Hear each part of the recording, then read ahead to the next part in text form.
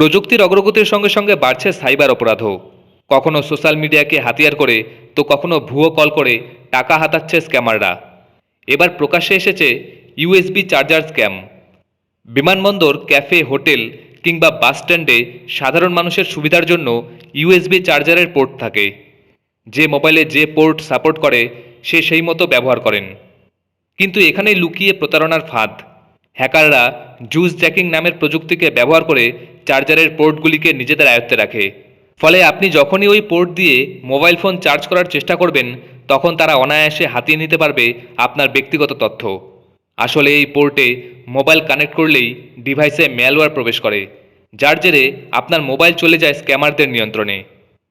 কী এই প্রতারণা, কীভাবেই বা সুরক্ষিত থাকবেন, চলুন জেনে নেওয়া যাক।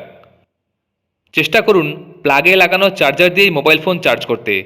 রাস্তাঘাটে থাকলে যদিও তেমনটা সম্ভব হয় না, সেক্ষেত্রে সঙ্গে পাওয়ার ব্যাংক রাখুন। স্টেশন কিংবা বিমানবন্দরের ইউএসবি চার্জার ব্যবহার না করাই বুদ্ধিমানের কাজ। মোবাইল ব্যবহারের ন্যূনতম নিরাপত্তার ফিচারগুলি অন রাখুন, যেমন পিনকোড কিংবা পাসওয়ার্ড ব্যবহার করুন। এতে ডেটা সুরক্ষিত থাকার সম্ভাবনা বেশি।